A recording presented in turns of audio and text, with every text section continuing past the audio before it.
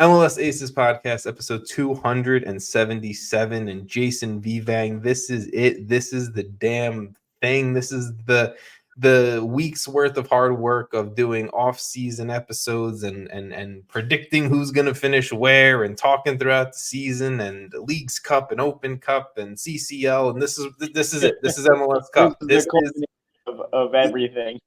This is the episode of 2023. One from like season's over after this upcoming Saturday, and two of this is typically either the first or second most downloaded and listened to episode of the podcast every single year. It's always the season preview or this, and then decision day is always the third most downloaded episode. It makes sense. It's the big times. It's the big moments, and MLS Cup is that moment. There is a lot of news and notes from around the league that don't mean shit to me. They could mean something to you, Jason, so I'm sorry, but they don't mean shit to me personally until after MLS Cup. I got one focus. We are laser focused on Saturday. Exactly. Laser focused on making sure we talk everything about Saturday and giving as much time on this podcast to talking about Saturday. So I think we'll get to the game in a minute. We'll get to the stats and the facts and everything that I've pulled out of my ass to talk about. But let's talk about the conference finals first. How the Columbus Crew and how LAFC got to MLS Cup, this past weekend in, I'm going to say, one very exciting, fun, awesome game, and the other game that was kind of just, I'm not going to say dominant. Who you were a fan of. True, 100%. It depends on who you wanted to win. That is how you probably viewed that game very drastically. Exactly. Let's start in the East, though, like we typically do. Let's start with the Eastern Conference Final. Number 1 seeded, Supporter Shield winning FC Cincinnati hosting the number 3 seed Columbus Crew. I mean, look, it was Columbus pulling off an extreme, major, impressive comeback upset victory, 3-2 on the road in the Hell is Real rivalry, in what has been the best rivalry in 2023, I would say. Probably in like the last couple of years. Yeah, I would say the last 2 years. Last two. Because it takes both teams being good and both teams being competitive for it to mean something. So sorry, El Trafico, sorry, Hudson River Derby, and all the Cascadia stuff. This has been the rivalry that's taken over, and shouts. The Cascadia Cup is always pretty fun though. Those teams, they just seem competitive no matter what. It's fun, but I don't know. There's something I think a little diminished. I don't know. Someone picked the winner of it on this podcast. Well, correctly. Sure. I'm just saying. I think it's a little diminished overall, but yes, I agree that typically it's a good rivalry. And also shouts to St. Louis and SKC. I think that's going to be a fun one for the next few years. But we're not talking. Everyone's rivaled with St. Louis, but yeah. Yeah, I mean, there's an actual city rivalry there, but it's fine. There's one with Chicago too, technically. Sorry, let's move on. We'll move on to the games. Team has to be good, Jason. Team has to be good. Sorry about that. Let's talk Hell is Real. Let's talk Eastern Conference Final. I guess I don't know. Where do you want to start with this? Because we can talk strictly about the game. We can talk about some of the moments that kind of stand out to us. Where do you want to go with the Eastern Conference Final talk? I want to go with I guess if I were watching this game, right? You slowly see, you can almost see it slip away in real time.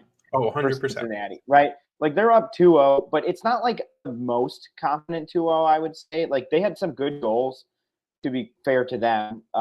They really went at it early, which is something that I kind of felt like they needed to do given, the history of this year, when I said they lost, I think it was 3-0 or 4-1 or whatever it was at home the last time they played Columbus. And so they really had to come out swinging, which I think they did.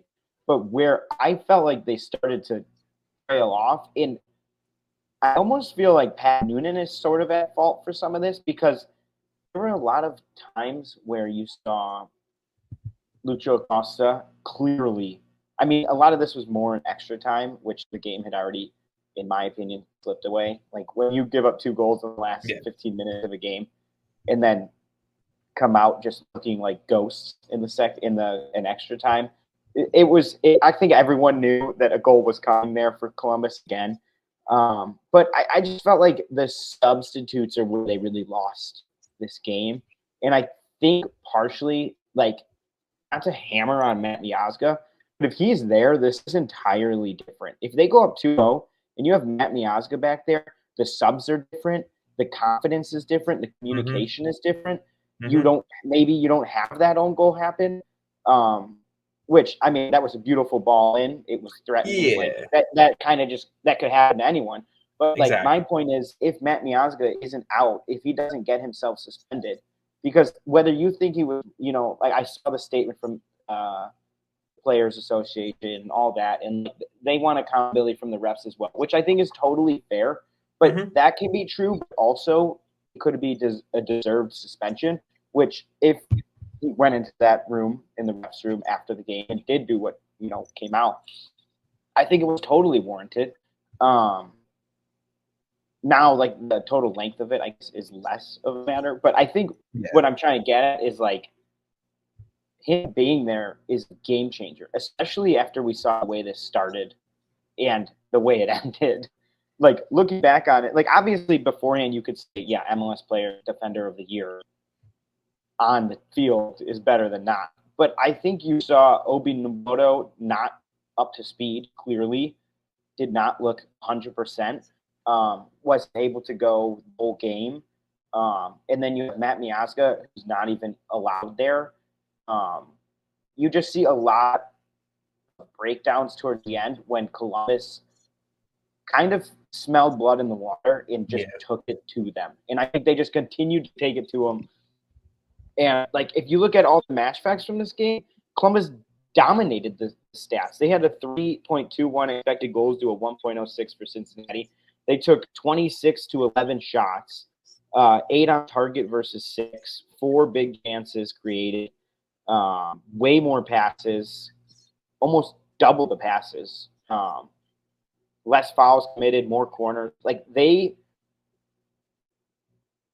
honestly, like, almost put in a dominant performance without really looking that dominant until the late game.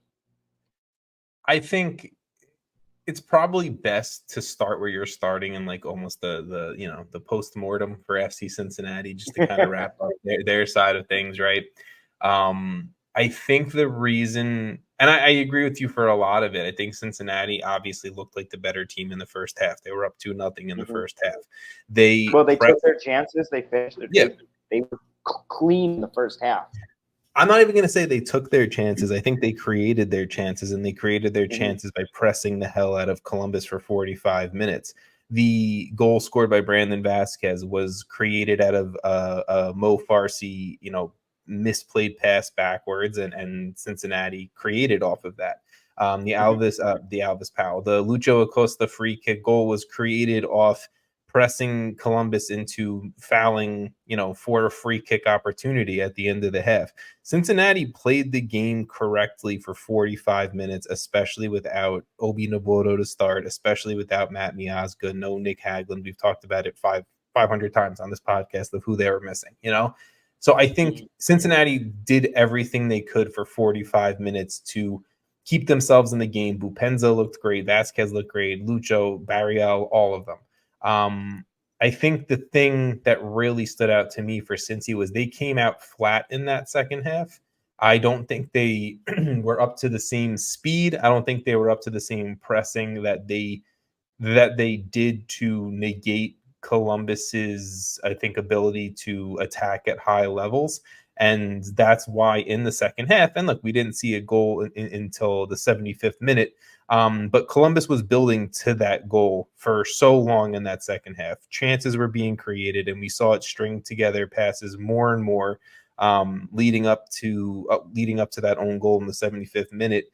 And I think that own goal really just kind of opened the door. It gave Columbus the creak, like the creak, the crack in the door of just like, oh, we're here. Like, we just did that. Like, okay, we've been doing all of this. And we have one more. We have two more. Like, we can do this. I think it also puts that little bit of doubt in the stadium, in the fans, and maybe even in the players, in a situation where it's like, okay, we were up 2-0 for 75 minutes. We were surviving this game. And then that goal gets scored, and it kind of brings life to one side. And that little crack of doubt comes in, and you see kind of what happens there. And on top of that, I just to lean off that point, I think the crack of doubt was always there because there was always shit. We're down Miazga, we're down Nabuoto, we're down Hagelin. I think that doubt was always there, and it's just like we're kind of playing, we're playing with fire on our ass right now. And then I think once that own goal went in, I think that kind of kicked the door open. I think that's more than a crack of doubt. I think that's more of just like, okay, Columbus is here. And look, Lucho and Alvaro Barreal, the two best players for Cincinnati down the stretch and leading into this game, they disappeared in the second half. And I've talked to Cincinnati fans who agree with that point. I don't think that the league MVP and then the dude who's, supposedly being sold to Ajax or other major European clubs, I don't think they showed up for the second 45 minutes to send their team to a final. Yeah, I mean, it was almost like, I don't want to hammer on Cincy because actually, like you said, they started off really well. They came into the game missing pieces. But I feel like it sort of also somewhat takes away from how well Columbus managed in that second half. Like, obviously, the first half, you don't want to be down 2 goals. I'm not going to say, they got that correct.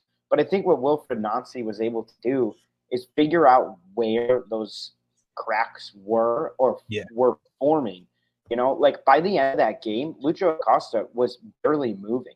The guy he should have been subbed out way before that. Like, I get you want your best players on the field, but he was not. Yeah. He was not even a player at that point. He was sort of just like there. And he was clearly frustrated. The amount of times you saw him throwing up his hands or, like kind of rubbing his head, like looking around, like what the hell's going on? Like, I think when that happens, it's gone. It's already gone. And I think Wilfried Nancy kind of game plan towards the second half of this game in a sense where it's like he can use his subs like Gressel, like Christian Ramirez as these super subs that come on and just wreak havoc on tired legs. And that's what we saw. I mean, it's impossible to talk about it without talking about the people that were missing for Cincy because if those people aren't missing, maybe those legs aren't as tired, right? You have I don't think they're forced to press for 45 minutes straight in what they did, right? Like, I feel like the reason why they pressed was it's because, like, okay, we're playing with a fullback at one of our center backs. They needed to get that lead. And I almost feel like their strategy there was get out to a big lead and survive the second half. And it almost worked. Like, to be fair to them, it almost worked. But it fell apart when Columbus gets that first goal, and Columbus then they must have had 100 shots in that second half and into extra time. It was just an absolute peppering.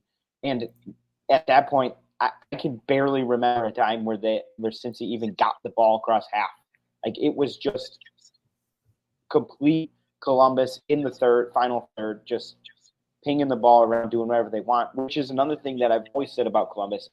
Their attack right now in under Wilfried Nancy is very fluid, and it can come from anywhere, right? You bring on Gressel, who you've been long saying that he's one of the best services in all of MLS. You bring on Christian Ramirez, who we've seen start at this level. We've seen start in big games. Like, he can score. He's a pure scorer. You obviously have Cucho. Like, this is a very good team. Rossi, this team, they know what they can do. Matan, they all know at this point. Like, I feel like I say this every week, so I don't want to keep going. But no, it's all good. Like, we're at the point where the attack, I just feel very confident isn't going to lose their heads and is going to be able to figure out Yeah. how to create chances against anyone at this point.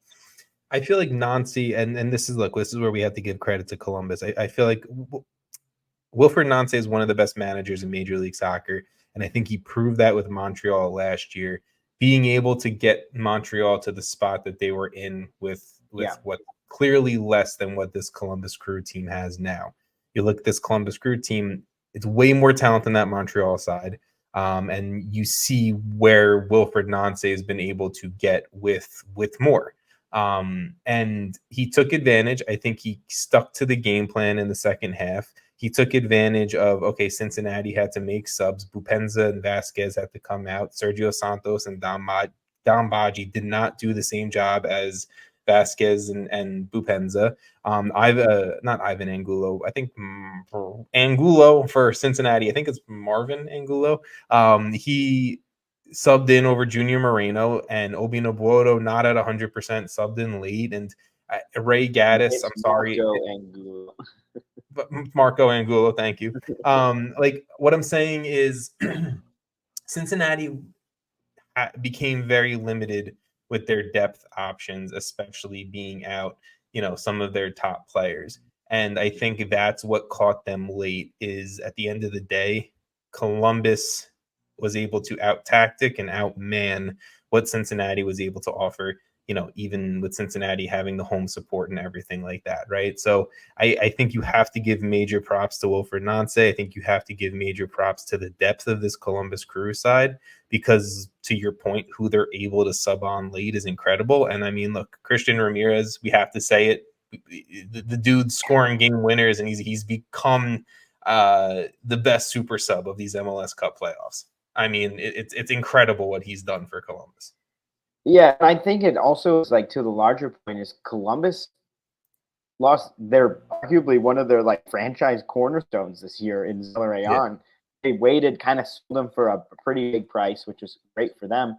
But it's not like they were okay, let's give up on the season. It was okay, bring in Rossi. It was instant, I've seen a lot of MLS teams that lose players a lot worse than Zelarayan that they rely on, that do not have that hole to fill so quickly. And I think just in terms of even beyond Nancy, the front office has done an incredible job of just being on top of it and getting the guys they want. And then there's clearly discussions happening at every level in the club because it seems like anyone that they get just seamlessly kind of works into the role that's asked of them. And you see it here. You've seen it in the last couple of rounds. The team just they sub out Christian Ramirez, who, he comes out, as far as I know, he's happy being a sub. He comes on and he does a great job. Like you said, he's been incredible. He'd be a starter at many other clubs. I mean, look, I think more than half. Christian Ramirez would be the starting 9 for LAFC. I mean, that's also be real about it. The dude who they had on their roster not too long ago, but whatever. It's incredible, I think, what the Columbus Crew front office has done, and I think this is obviously, clearly, the time of year that you see it come to fruition because it has. You see what, you replace Zelarayan with Rossi, they don't miss a step. I think they might even have gotten better. Christian Ramirez, everyone kind of waves it off of he's coming back from Scotland, he's just going to be a nice piece, whatever. That nice piece is winning you games. You look at Julian Gressel, who you get from Vancouver, at the deadline. It's incredible what Tim Bezbachenko and this Columbus Crew front office has been able to do. And I would say that along with Wilfred Nancy being one of, if not the best manager in Major League Soccer, won them that Eastern Conference final and could potentially win them their third MLS Cup their second MLS Cup in 3 years. Anything else you want to say about this matchup? I think we're good. All right, let's go over to the Western Conference final. I'm gonna just assume there's gonna be less conversation about this one. I think there probably will be less, but it's a little straightforward, right? LAFC, they hosted the 2023 U.S. Open Cup champion Houston Dynamo, our Houston Dynamo that we have talked up so much over the last few weeks. They They hosted them and took them down 2-0. The reigning champs handled their business. They did what they had to do, and they know what they have to do. The 44th minute, we saw Ryan Hollingshead put home a goal off of a corner kick. That's his third goal off of a corner kick these MLS Cup playoffs. And then in the 80th minute, I mean, look, it's like poetry. Former last year reigning champion former LAFC reigning champion defender Franco Escobar put home the own goal for Houston that sealed the game for LAFC to move on to back-to-back MLS Cups. I mean, I'll just simply say it as this. I think Houston got shown a roster that just had more quality than them at the end of the day. I think Houston can play to some of the highest, this current version of the Houston Dynamo can play to some of the highest levels within Major League Soccer. And we saw the comeback of Ache and Coco Carrasquilla and everything that they proved this season, and they earned themselves a CONCACAF Cup spot. And I think 2023 is going to be a favorable season to remember for the Houston Dynamo. But at the end of the day, LAFC have proven that they can do whatever the hell they want to do on any given match day. And that's what I think they ran into. They ran into the best player on the field, and they ran into a team that not many clubs have stopped in the last 2 years. Yeah, I think that plus LAFC at home playing with just supreme confidence. I mean, this LAFC side at this stage in the knockout rounds is just playing with. They're almost like toying with their opponents. Like they come out there, and if you are totally clued in on this game, it's just them letting Houston do what they want to do, you know. But it's playing right into LAFC's hands. They're fine with conceding possession. They just gave up 1 million shots to Seattle and won. Like it. The thing is, they can read their opponents. It seems like, and just come out and play exactly the play style that the opponent is feels needed like for the moment. Yeah, but it's like it almost is like this is probably Houston going in was like, hey, if we can get the more possession, we're going to be creating more. But they weren't. They actually got destroyed in shots 18-10 when they led possession 70% to 30 for Houston. And to me, that's like LAFC is like, all right, pass around. But when LAFC gets the ball, they were gone. They were already in the other half. They were already pushing. And it's almost like LAFC just comes into these games. They had 167 accurate passes in this game. I think to that point that you're saying, I've said it all season long, and I still believe it's true that LAFC can take down any other team in Major League Soccer, and I'm saying any other team. There's no other team that I can even think of.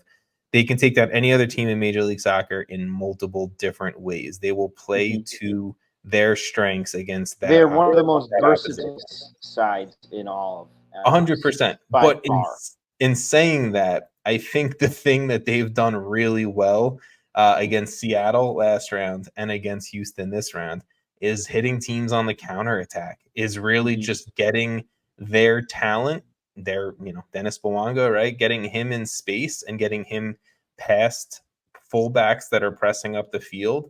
And look, you want to play Dennis Bouanga with fullbacks trying to come back to defend, and there's only one or two center backs in the box, he's going to beat you. Or he's going to set up Christian Oliveira or Carlos Vela. Or he'll do something crazy and the ball will end up in the back of the net.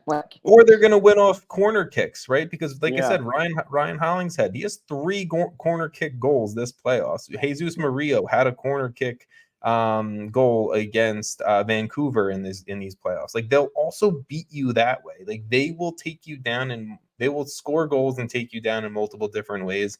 And yes, things didn't work out for them in Champions League this year and Leagues Cup and other things, but LAFC have proven over 24 months that they are the cream of the crop in Major League Soccer, and they can win any game they step on the field. Right. Or compete in any game. Yeah. Exactly. I mean, when I look at a 70% possession and that team with 70% possession only having 0.48 expected goals, it's just clear as day that LAFC just played them. like exactly how they want. Just play them They counterattacking soccer. but they also just let them pass around. But if Houston got into a threatening position, they got the ball back. Like, it wasn't like just counterattacks. It was like, okay, you guys pass, 30 times. The second they get into that final third, somebody is there for LAFC to take it. Someone is there to pressure. Someone is there to make it a mistake for Houston. And it works. And then, like you're saying, they play this ability where you just throw the ball up to a guy like Dennis Bouanga, who just can't seem to miss it at all. I think they negated Houston's strength, and Houston's strength was being able to press teams down the middle, right? It was Ache, it was Artur, it was Amin Bassi and Coco Carrasquilla kind of controlling things from the middle of the field. And Hector Herrera. I know, especially, right? Hector Herrera kind of controlling things with his passing ability there.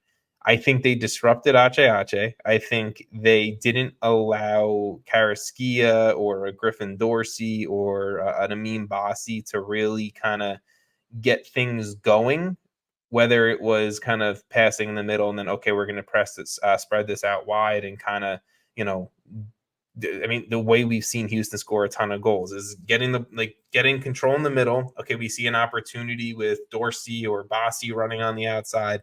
They're going to take it from the edge of the box, and then they're either going to put a shot on net or they're just going to put it into the mixer and have, Coco Carrasquilla or Corey Baird finish it off, right?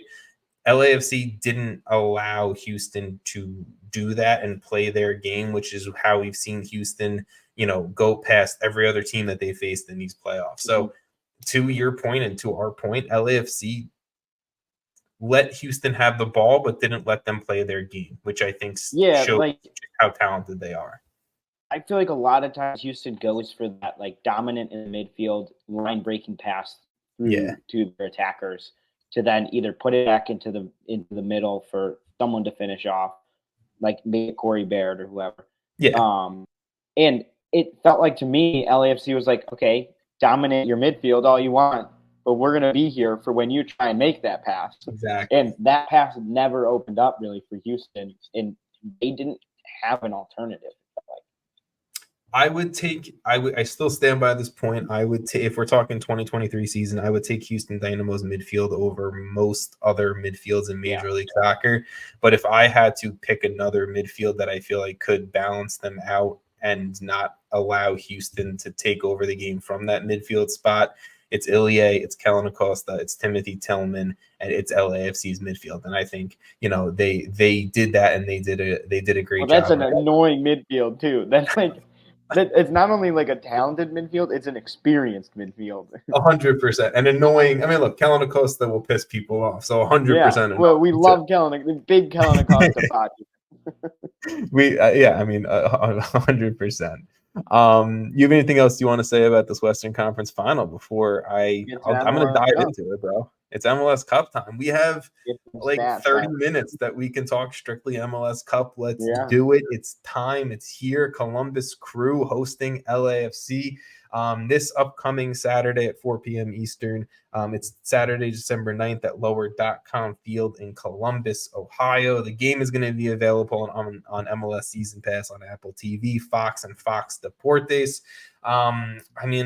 I could just run through some of these stats for you here, Jason, and just for the listeners as well. LAFC, they're undefeated historically in matchups against the Columbus Crew, 3-0-0 in all competitions, all matchups. Not that many, but there's a little history behind LAFC's dominance over them. This is going to be their first matchup against each other in 2023, so they haven't seen each other so far yet this season. Columbus in their last 5 games, to your point last week, Jason, the records are going to be good in the last 5 games. Point, they have to have 4 wins to this point. But 4 wins, 0 draws, and a loss in their last 5 with 13 goals for and 8 goals against. LAFC in their last 5, 4 wins, a draw, and 0 losses with 10 goals for and 3 goals against. So we're seeing some differences there. Columbus at home during this season, including the playoffs, 14 wins, 4 draws, and only 1 loss. LAFC on the road this season, including the playoffs. Again, we've said it, one of the better road teams, 6 wins, 7 draws, and 6 losses. I mean, I'll stop there because I feel like I could just go on and on about stats here. What are you feeling initially about something I've said, something I didn't say? Like, give me just what are your initial thoughts when you hear Crew versus LAFC MLS Cup 2023? I feel like this is the matchup of the 2 best teams laterally. I know you said Cincy, in your opinion, was the second best or whatever, but I think this is the matchup that gives us a very competitive final. Like, we'll go more in depth, but I honestly, I'm still undecided on who I want to choose. I'm very split. I'm right down the middle. I think that 1 loss away for at home for Columbus is something to kind of keep an eye on, because I mean that's just dominant at home. Obviously, it's a relatively new stadium. It's a pretty crazy place, right? So, hey, Columbus fans show out. Dos a zero all day, bro. I mean that's what Columbus does. They saved the group. We got a great call on that goal, man. So, I mean, I think to me what jumps out is really just this is an incredible matchup. Yeah. I agree with that. And we don't have any games from this season, which makes it even more interesting. These teams don't know each other too well. Yeah. I think that's completely fair and completely correct. I think the thing, and look, I've said it on this podcast and I've said it to people offline. I've said it to you offline. I think Columbus, since probably after the All-Star break, you could make the argument that they have been the best, if not one of the best teams in Major League Soccer. Like, I think it's been neck and neck with Cincinnati. I just think Cincinnati got a little bit more of a head start in the Supporter Shield race, right? Like that's my take on Columbus. I think they are talent-wise,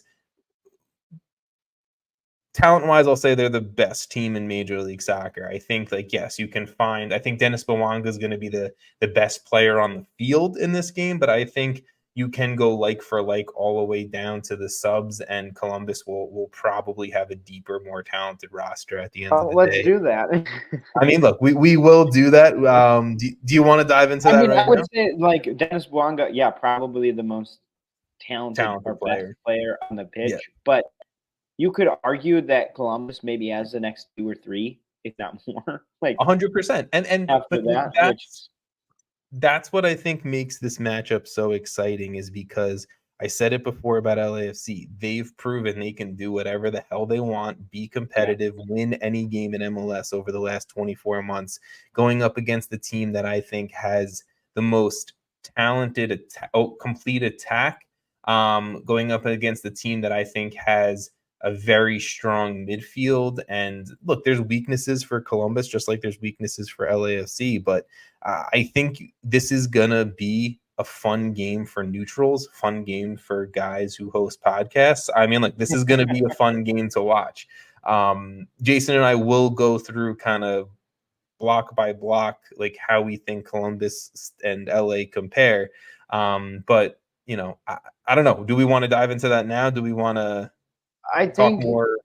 I wanted to just talk about Cherundolo as well. But I mean, we could just dive into the manager battle, I guess. Yeah, let's go block by block, and I think we can break down our thoughts around some things as well when we go through it. So let's start with managers. Who do you feel has the edge, advantage, or whatever when we're talking head coaching? Wilfried Nancy versus Steve Cherundolo. So this one, obviously, I've praised Nancy for a while, right? Like for weeks now. Yes. And I stand by the fact that I think Wilfried Nancy is top 3, if not top 2, if not top 1.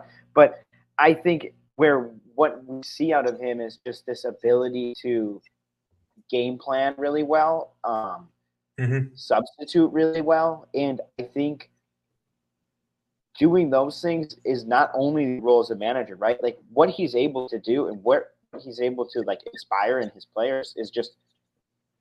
I'm going to say the same thing I've already said. Like they know what to do. Everyone knows what to do, and I think that is a mark of a really good manager. Is where you can have a player come in mid-season. You can have a player come off the bench after injury. You can have a player just come off the bench after maybe starting somewhere or even there. Then it doesn't matter. It seems like the team plays the same way regardless. But on the flip side, I want to say just like Cherundolo, like you could argue is very similar, right? We just talked about how LAFC seems to just figure out the opponent and just do what they need to do to get by them. Right? It's almost like LAFC and Cherundolo looks at the opponent is like, okay, this is the roadblock. How do I get over that?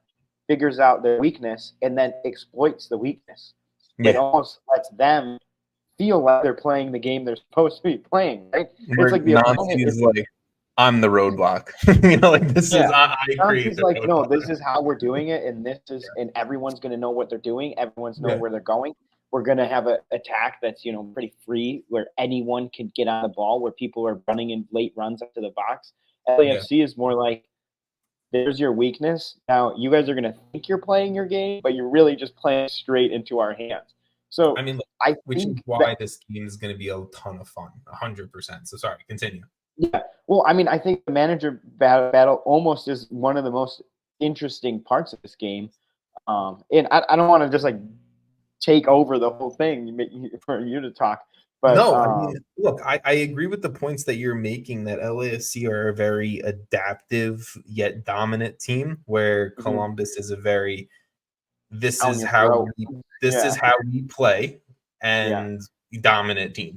Like try to stop us. Yeah, it's like an immovable force object, whatever that saying is, movable object.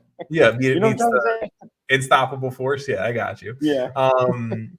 Look, I think we've seen Wilfried Nancy explode onto the scene coaching-wise in the last 2 years, and he is going to have a nice long career. But I do personally have to give the head coaching edge to Steve Cherundolo. One, because I'll stop myself for a second. One, because he's coached and won an MLS Cup before. He knows that was the one thing I was going to bring up and say, like, if I were to give the edge to Cherundolo, it's strictly because he has won this before. He knows what it takes to get it done. Yeah, he's coached. Look, he's also, I'll give him the credit of he's also coached in a CCL final before. He didn't win it. And look, I thought his excuses of why they didn't win it were bullshit, but he did. But still, at the end of the day, he's coached at some of the top games that you can coach in this region, where Wilfried Nancy hasn't gotten to that point yet. And look, he's here now, and this will be his first time doing it. And this is, like you said, I think one of the tougher battles, where I have so much respect for both of these guys for what they do. And people could probably argue that Cherundolo has LAFC and their front office and their spending and all that stuff. You still have to make these guys on the field, how many times have we seen, especially in MLS, money go to players that end up not doing anything out there, right? Shakir. Oh, man. I knew you were going to do that, man. But anyway, you could say the same about Columbus, though. You could argue they bring in players but the manager is probably involved. I mean, we're not in those rooms, but given these two clubs and the way they're playing, it seems to me like the manager is involved in some of these decisions. Yeah. I doubt they were like, hey, Wilfried Nancy, Zellarion's gone next week, so figure it out, bud. It's definitely clear conversation, and good managers can get players to play for them the way they want them to, right? Like they'll get the most out of their players. Both of these managers get the most out of their players. 100%. And I think it's just so happens that Cherundolo manages for, a team that plays in LA and will spend big money. And that's a credit to him that he was able to get that spot, So I personally give the head coaching advantage to Cherundolo, but I don't think that there's this much of a difference between the two guys in what they do really well that is going to impact this game and be like, oh, Nancy is going to lose it for Columbus. Like, no, he's going to do his thing. That's going to put them in a very clear. It's almost like a chess match. Like both of them are going to be looking at each other like all throughout this game, every minute. How can I get the edge, right? And each one is going to take their step. This is how I'm going to get the edge, and I'll make adjustments. And then the 100%. next one will make adjustments. And I also give the edge to Girondello, but it's really, in my opinion, so just because he's won before. And I think that winning an MLS Cup as early as last year is huge, right? He knows what to expect. He knows it's a bigger game, a bigger atmosphere. And so that's probably the reason I give him the edge, but I can't praise either of them enough, honestly. Exactly. No, let's stop with the praising session of the head coaches.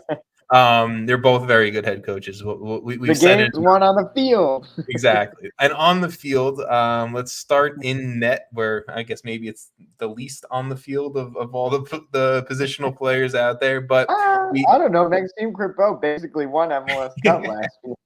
True. We do have a very young keeper in Patrick Schulte for Columbus versus, I would say someone in his prime experience, probably going to take over the Canada starting job soon enough in Maxime Crepeau for LAFC. Who do you give the edge to on the goalkeeper battle? This one is a little bit more one-sided, I'd say, and I think I'm going to give it to Maxime Crepeau. I agree. I think experience, especially in goalkeepers, matters quite a bit. Just the difference of age, really, and just having way more experience in games and shots faced in your career really does matter. And that's coming from someone who, I love young goalkeepers. We've got a ton of them. If there's any good thing about them, it's the young goalkeepers, man. So exactly. But I don't know. I mean, Schulte's been amazing, right? He's been very, very good. He's played the whole season. He's been solid. But I would just give the edge to Crepeau. I don't have nearly as much to say about this matchup because I think it's a little bit more clear cut. I'll say, if you want to hear my deep dive in on Maxime Crepeau, go check out last week's episode. I mean, it's pretty much just my argument of why I think he's arguably been the most influential player for LAFC over the last 2 years. We've seen him be a match winner, and I don't think we've really seen Schulte be a match winner. I mean, a little unfair to him. This is his first year starting in Major League Soccer. Patrick Schulte also was the starting goalkeeper for Crew 2, where they won MLS Next Pro last year. Different levels. Right. I'm not comparing it. I'm just saying. Compare it. It matters. Maxime Crepeau has stepped up in the biggest games of his career. Especially last year, 2022 MLS Cup, and he did the damn thing, and he will put his body on the line to make sure his squad wins. Patrick Schulte is a very good young goalkeeper. I hope he is on the roster for the Olympics for the U.S. next summer, because he's a big time talent, and he will be a starting goalkeeper in Major League Soccer and maybe Europe in the future. I just think he has some things still to learn, especially kind of embracing contact as a goalkeeper. I don't think he does that well. So that's just why I'll give Crepeau the edge here. I mean, I think Schulte could come out in 10 years and be one of the best goalkeepers. 100%. You don't know his but I just think it's so early to pick in this one matchup him over Crepeau after we've seen, what Crepeau has done and can do. And he's been in the league for a while. The guy knows MLS. Exactly. And he's done it these playoffs too. Let's continue on with the defensive unit, I guess, kind of incorporating in the goalkeepers into that as well. But, you got Columbus's Malte Amundsen, Rudy Camacho, Steven Moreira, and, I count Les Yayaboa and Mo Farsi into that argument because they're more midfielders to me. But, you got the wingbacks there. Versus LAFC's Diego Palacios, Giorgio Chiellini, Jesus Murillo, and Ryan Hollingshead. This one was a lot easier in my brain, and then when the biggest gap, I feel like. What is it? So it was easy in my brain, and then when I wrote it out and really started thinking about it, I don't think that there's many center backs that have played better in 2023 than Steven Moreira. And yes, he was a right back. Now he's a converted right center back, but the dude's been playing at such a high level. Malte Amundsen, I think, since coming over from NYCFC's played a really high level at, again, another converted fullback to an outside center back. And Rudy Camacho's been around. He's not the best defensive center back in the league, but he's a really elite passer, and he's really good at putting himself in the right positions where I think, he knows he's not the best defensive person and he can get beat. He puts himself in really good positions. So to me, in my brain, there's an argument for Columbus to have better defensive core if we're just talking strictly form over the season and these playoffs. But what's your LAFC argument, I guess? I mean, experience, right? Chiellini has got 1 billion games managed. I think we were talking about it earlier today too. Hollingshead is just, yeah. I think he's almost underrated at this point. Like the guy is just he's been the best fullback in MLS for a decade, probably. Yeah, and he gets up and he scores. How many people like that? And I think when it comes down to it, it's like we looked at this Columbus team, and you look at their lineup, and to me, this is I get you're praising it and stuff, and to get to where we're at right now, to get to MLS Cup, you can't be bad, right? You're going to have good players on everywhere on your team. But I do think this is probably the weakest section of Columbus, of their lineup. I fully agree with you. I'm just making an argument for Columbus. I think LAFC have the better defensive unit than Columbus, but I'm just making the point that I think it's easy to just say LAFC, but I think if you really think about it, Columbus's back three that they've really been playing with has been very strong. And I just don't think both of these teams. What is it? 46 goals conceded for Columbus, 39 for LAFC over the course of the season. Yeah, they're not. They're fine. They're good defenses. 100%. I look 100%, and plus, again, I think Columbus has a little bit more luxury. They scored 67 goals this year. They have a bit more luxury to let in some. So maybe it's less weight on their shoulders. I mean, that was the most goals in the league. And look, it's also unfair to look at soccer the way we're doing it, to be honest, a little bit, in the sense of so segmented, because it's not, right? Because I did bring up Mo Farsi and Yaya Boa. Those two impact the game. Aiden Morris and Darlington Nagbe impact the defensive section of the game just as much as they you could argue Darlington Nagbe is one of the most important pieces of that. Exactly, defense. Right? You could argue Aiden Morris is one of the best sixes, this season, right? So, I just want to keep in mind for you and me and for the listeners at home that it's not just saying just because we think LAFC have the better defensive unit doesn't mean if Columbus wins and, obviously. Look, I'll tell you right now, I'm going with Columbus for the midfield unit. I fully agree with that. I fully agree with that 100%. And so, that includes some of these guys like these sixes and Darlington Nagbe and Aiden Morris that are pretty much almost extra defenders if they need to be. But I think I don't know if you find just me rolling right into it. But I think the midfield for Columbus is just so strong, just so confident as a unit on their own, and then really good at linking up with everyone on the field, whether it be the attackers or defenders. And we're saying, it's really hard to look at both of these sides as strict orders, because they do have to play with each other so much and rotate. And I think you see a midfield of Columbus that's honestly really almost like the engine of the team.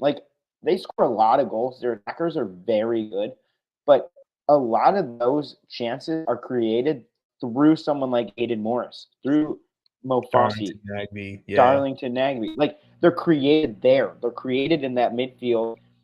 They're created on the wings sometimes. They're worked through. And for me to praise their attack, it's almost like Columbus has an attack of midfielders with their attackers. It's very, very connected, very fluid, and you have midfielders, your six, going all the way up to the end line, playing balls back to attackers. So, you'll have your six playing the ball backwards to the 9 at times for Columbus. And I think a lot of that comes from Wilfried Nance's tactics and how he wants the game played, and it's keeping multiple levels involved in multiple levels. And it's making the opposing team constantly tracking where these guys are because they're always moving. You might see Darlington Nagbe behind you as a center back, and you're like, what? That's Darlington Nagbe back there. What's going on? I think the one thing, though, that scares me about this tactically and when we talk about all of it, because, look, I agree with you. I think Columbus has the better midfield. But I think the thing that scares me for Columbus, if I'm a Columbus fan, is your lines getting so drawn out of position where we've seen it against Vancouver. We've seen it against Seattle. That's where LAFC is going to sink their teeth in. Yeah. Dennis Bouanga is going to run at Rudy Camacho and Darlington Nagbe on the back line because they're the only two dudes back there. And he's either going to put one past Patrick Schulte or he's going to set up Vela, Oliveira, whoever else is running with him. That's what scares me. And this is where we're going to see the manager battle coming into play. And how does Wilfried Nancy plan for that? Because it's very clear what you're saying. I mean, that Bouanga That's how I would win the game. 100%. If I'm Toronto, if I'm LAFC, I'm catching Mo Farsi too much up the field. I'm catching Yoya Boa too much up the field. How can I spread out that back three and let Dennis Bouanga cook? That's it. I think you're doing exactly almost what you did with Seattle.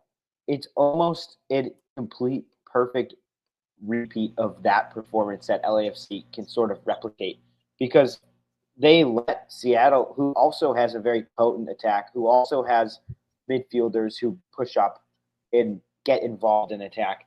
And that Bouanga goal is very much just like this counterattack that just leaves him on an island with one or two defenders, and he will make you pay for that. So it's going to come into play is how Wilfried Nancy can fix that. I will say this right now. Of the multiple goals that will be scored in this game, because I believe there's going to be a lot of goals scored in this game, you will see Dennis Bouanga do that at least once. You will see him catch Mo Farsi, Julian Gressel, Yoya Boa, whoever it is, too much down the field on a Columbus attack, and Dennis Bouanga will make Nance. Look at how Gressel played when he came on against Cincinnati. The guy was almost exclusively in the final third, and that was partially that was partially just the way the game was playing out at that point, right? Like they basically had the ball in the final third that whole time.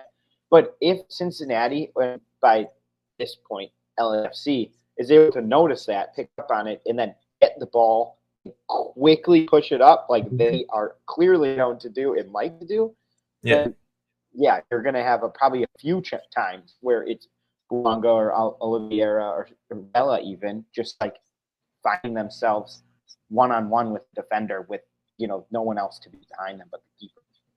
We've talked about all these units and we said Dennis Bouanga's name a lot in the last 5 or so minutes. Who do you give the edge to in the attack? Because this to me is the closest, because it's the core 3 attackers of Columbus versus Dennis Bouanga. I mean, that's clearly that's how I view it. Yeah, I mean, I do want to just say, like the midfield of LAFC, I do like we both touched on it briefly early. Like that is a very good midfield. It's just that the midfield of Columbus is kind of crazy. But yeah, in attack, I think I do lean Columbus, and it's the same thing I've been saying this whole playoffs is just watching this team in attack is like watching 3 players. They're obviously Bouanga is like here in terms of attacking talent, right? And then you have 3 people basically at this next level, and I don't feel like Vela, like as much as he's a legend at this point, is at that, or Oliveira is at that point. So I think in this case, like Bouanga is probably the best of this, group of 6. He's the best, but I don't think they have the next 3. Yeah, and I agree exactly to that point. And that's why I go Columbus. I think they have the better attacking group and not the best player. LAFC are very Bouanga dependent, unless it's a corner kick or a free kick at this point. So they're very Dennis Bouanga dependent, where Columbus can hit you from multiple different angles and creative points and everything like that. Like that's right. Speaking to the Aiden Morris and Darlington Nagby point, to Gressel and Farsi and Yuboa and Matan, all these guys have the ability to create. Rossi and Cucho, right? So that's where I give the attacking edge slightly to Columbus, because you can't ignore Bouanga, but Columbus is fantastic attack. Well, you have three guys who are pretty much like, oh my God, I'm in fear when Rossi on that second goal for Columbus. It basically makes it out of just almost like a mistake, just kind of falls to him and he just makes something happen. And I think that's something that, most of these players can do. Obviously, Vela is incredibly talented. I don't think he's at the same level he was, 2-3 years ago. But, I think this Columbus attack I've been saying it this entire playoffs, is just, honestly, it's beautiful to watch. It's fun to watch. The reason why, like I said before, that I think it's almost unfair that we break down the game like this, but I think personally the reason why I like doing it is because we get to touch on every player, we get to touch on every line, and it allows us most, I think, to talk about everything. And then obviously, I think the people who are listening, the listeners, they know soccer isn't played in a vacuum of yes, exactly, one attacking group versus the other. Then it's that's not how it works. But I think it's a good way to break down a one-game playoff where you can really look at each individual line and kind of say who has the edge in this line, who has the edge in this battle. And those battles aren't, exclusive, but they do matter, right? A million times we talk in every game, who will win the midfield. It matters. That doesn't necessarily mean it's just the midfielders. But it matters is who is winning these areas of the field. And it's the very easiest to do if you just break it down position. Yeah, the point I'm getting at is I think it's more conversation. It's easier to make it conversational than it is anything else for people to listen and for us. And then the last piece of that does come down to the substitutions, who both of these managers that we've given a lot of praise to, who they have off the bench.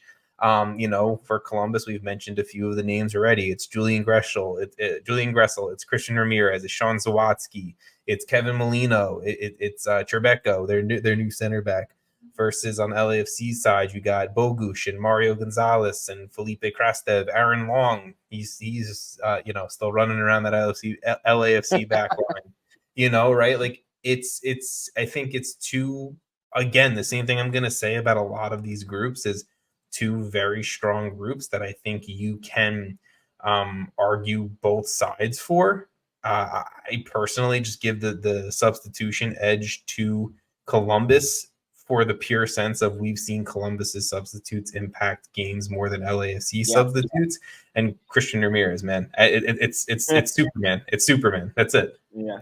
I think in this group, I would give it to Columbus as well. And I think it comes from the fact that, if you're looking for production, it's coming a lot from this group, right? You have Gressel, you have Ramirez, who, the last couple games you've seen just kind of come on and make an impact.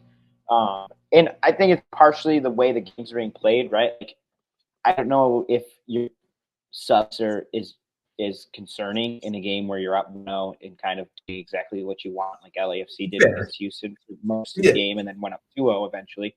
You don't need them to be as impactful. But if they do need them to be impactful, are they ready for that? Whereas we know on Columbus' side they are, and we know Wilfred Nancy actually can use these guys exactly how he wants to use them. Yeah. Look, exactly. I'm not gonna beat a dead horse there.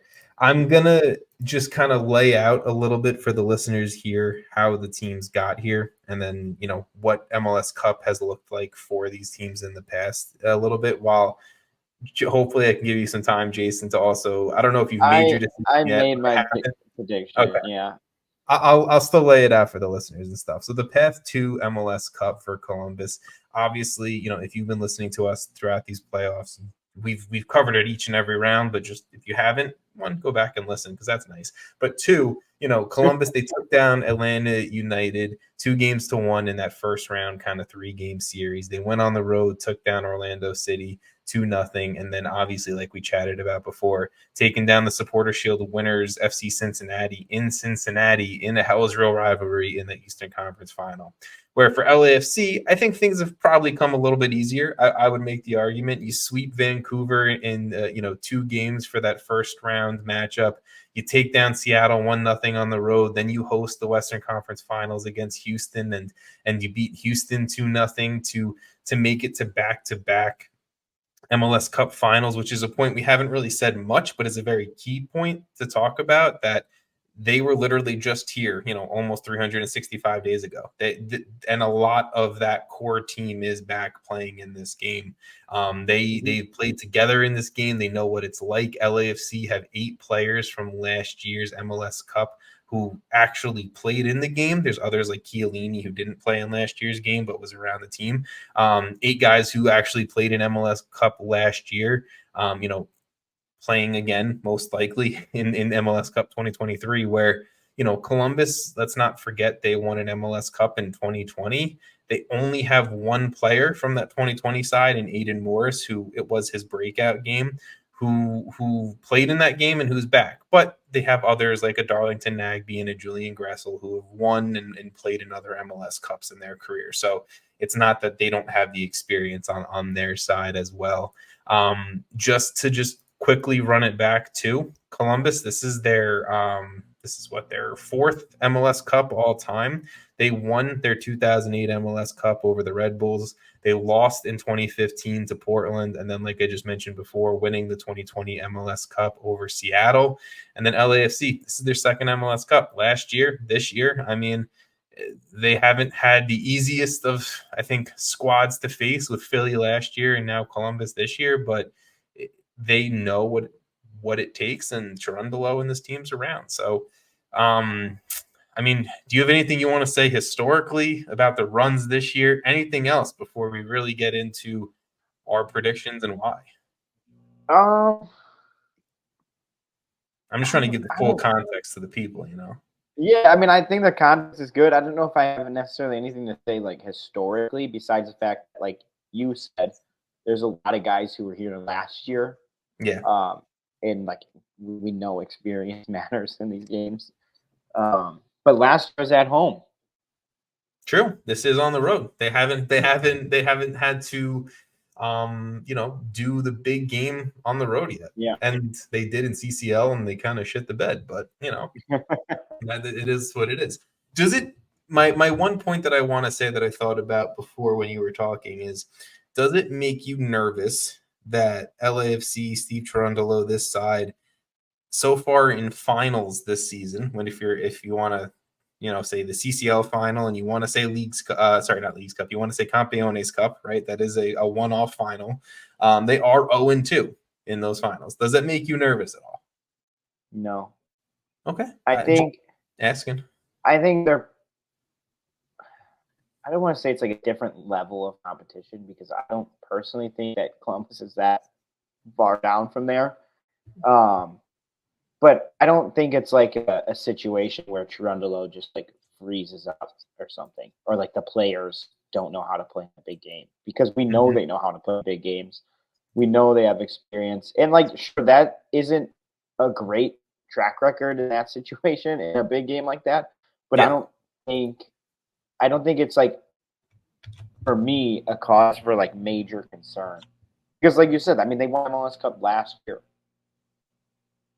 All season we've been talking about an LAFC team that is built for trophies, and you're going to face this type of adversity. I don't see this LAFC team going away after this year, or after this game, win or lose. I think lose, we might see an even scarier LAFC team next year. The last thing that I want to say before we get into predictions is, whoever wins this game, which I don't have a team that I'm like specifically rooting for. I'm rooting for a fun game, and I'm rooting for the over on goals, because that's where I put my money. I think that whichever team wins, The storyline is going to be so much fun to talk about next week when we record this podcast. Is it LAFC reigning back-to-back champions, first back-to-back champs in a while? You know, they're the pure class of MLS, and I mean, look, there's an argument even if they lose, it's still true, but whatever.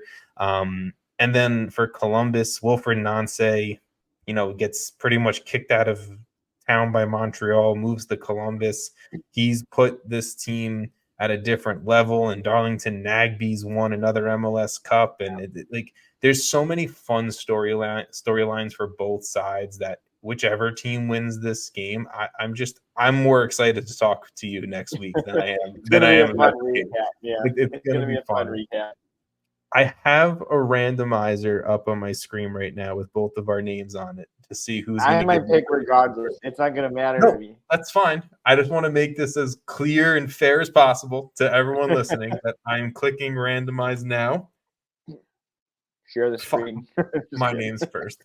God damn it. I don't know where I guess you have to go first. I'm telling you right now, I'm not changing who I picked. That's fine. What if I just blurted it out? You can go for it if you want, but it's been a very long running joke that my second favorite team or my favorite team in Major League Soccer is LAFC.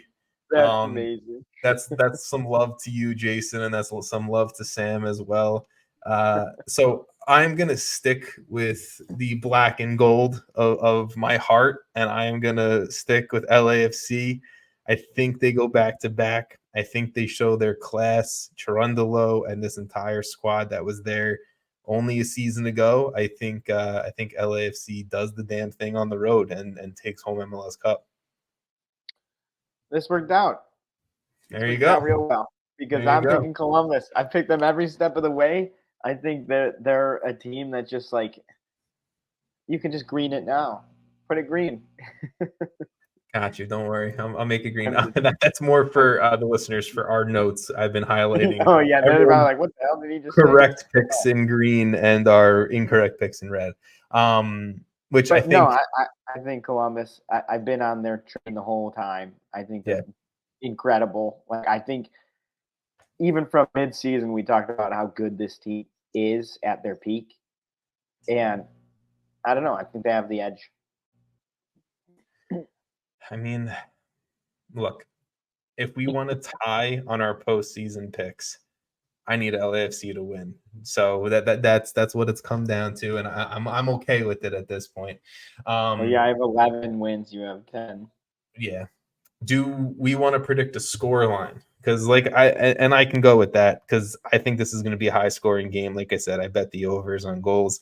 I think this is like a total combined like 7-goal game. Like I'm thinking it's like 4-3. Like that's where my brain's at. Like so I would go like 4-3 LAFC. You don't have to pick a score if you don't want that. No, I want to pick a score because it's fun, but I don't think there's going to be 7 goals. I don't know, bro. I think you're talking. Every time I've said there's been a score, like a high scoring game, it's been wrong. Fair. That's also very fair. We both messed up that prediction a lot. I think this is going to be a 3-2 Columbus win. Okay. I mean, look, 5 goals in a game is still pretty high scoring. Yeah, I will say that. Let you win that. Yeah. All right. Well, I have LAFC. You have Columbus. I mean, is there anything else? It's MLS Cup. This is it. Like anything else you need to get off your chest before I click end here? I'm just pumped for this game, man. Just like, can it be Saturday already? Like the listeners only have 2 days to wait. Exactly, right? If you're listening, it's Thursday. If you're listening day of drop, it's Thursday. You're getting pumped. I will be sitting right over there. Hope you enjoyed the episode. Hope you enjoyed the episode. And I will just say, if you've gotten to this point, an hour and 10 minutes in, thank you for listening all season long or however long you've been listening. And it's greatly appreciated, I think, for both of us. And it's 100%. Another season under the belt. This will be the 6th full season of the podcast. And I have to say I appreciate it. So thank you to the listeners and the viewers of this. If you guys have listened to us all season long, or you caught us halfway through, or whatever. If this is your first episode, thank you for listening. We love you. If this is your first episode, get ready for the off season, boys and girls. That's all I gotta say. We're gonna have some fun this off season. So exactly. If this is your first episode, don't think we're just gonna disappear, because I think we're gonna cook up some fun ideas. Yeah, we might. After MLS. Also, there's enough news at this point that we spend like an hour talking about news every other week. Oh my God, yeah. Get ready for that shit. Yeah, but look, I think it'll be more fun. We'll try to do more fun topics, more fun stuff. We might. I think we probably both deserve like a week off after next week's episodes. We might take a week. We'll see at that point. We'll see how we're feeling. Enjoy MLS Cup, everybody. LAFC versus Columbus. It's gonna be a fun one. And we'll talk with you guys next week.